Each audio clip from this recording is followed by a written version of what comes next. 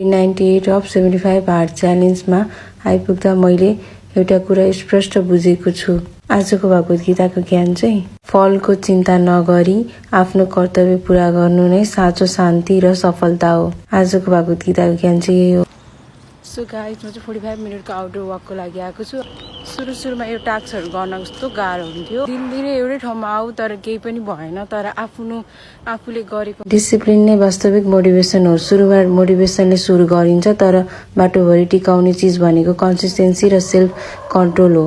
हरेक दिन उठेर वर्कआउट गर्नु, आफूले बनाएको नियम फलो गर्नु र कहिलेकाहीँ मन नलाग्दा पनि अगाडि बढिरहनु मलाई मानसिक रूपले बलियो बनाएको छ। अब यो च्यालेन्ज मात्र होइन, यो मेरो लाइफस्टाइल बन्दै गएको छ। आफूलाई सुधार्दै, स्वस्थ बानीहरू निर्माण गर्दै र आफ्नो लिमिट भन्दा बाहिर जान सिकिरहेको छु।